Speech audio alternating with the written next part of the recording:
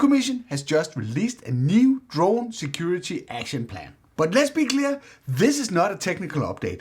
This is a political signal. For the first time at this scale, drones are being framed not as innovation tools, but as potential security liabilities. And when technology moves from innovation policy to security policy, the rules are changing. Let's talk about what's really happening here and whether we are building a surveillance state that suffocates innovation in the pursuit of safety. What is this plan really about?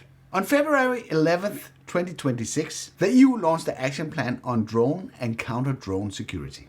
Officially, it's about hybrid threats and lessons learned from Ukraine, critical infrastructure protection, airports, energy and data centers, and finally, border security. But look at the framing. Drones are now part of the EU security architecture. This moves drone regulations closer to defense, telecom monitoring, and strategic industrial policy. So that should make everyone pay attention. One of the headline proposals in the 2026 package is mandatory registration and remote ID for drones above 100 grams. Let's pause on that. That effectively removes the micro-drone gray zone. The argument is accountability. The risk, over-regulating low-risk users to address high-risk actors. But let's be realistic. The kind of actors that threatens nuclear power plants aren't really worried about registration thresholds. So the real question is, does lowering this limit increase the security, or does it mainly expand the administrative control? The EU is building the infrastructure for a drone defense system. And that includes a new counter-drone center of excellence slated for 2027, the DETECT forum where industry and security agency merge, and a rapid response counter-drone teams for airports and borders.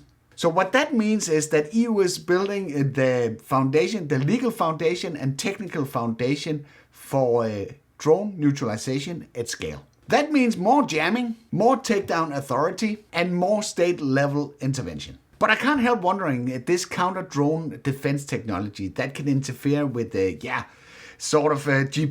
and with 5G networks and maybe with aviation in general. So where do we draw the line and make sure this is proportional? This is perhaps the most under-discussed part. The plan proposes using 5G networks and SIM tracking, integrated sensing and communication, which essentially turns our antennas into some kind of a radar, AI behavior monitoring in the airspace. So telecom networks are now becoming part of the airspace monitoring infrastructure.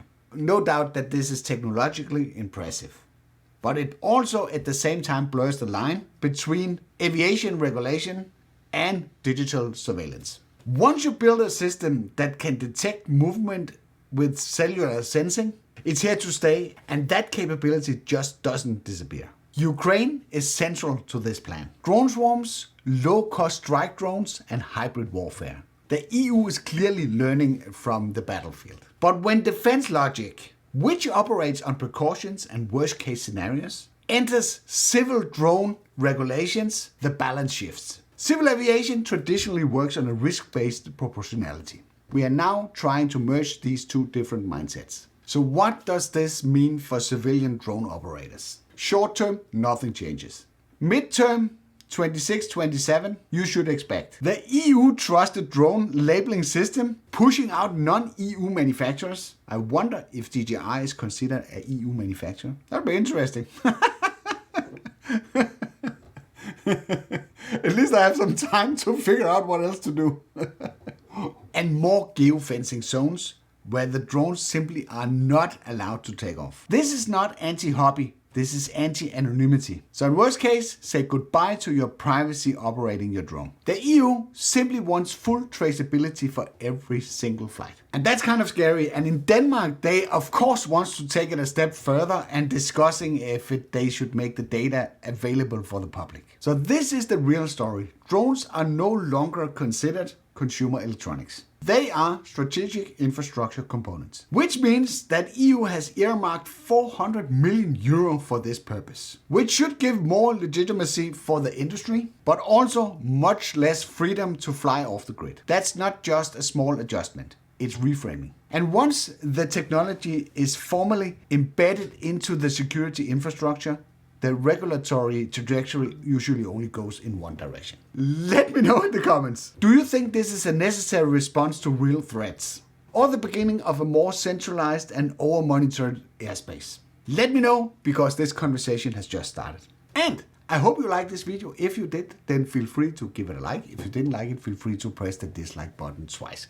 Thank you for watching, and I'll be seeing you on the next one.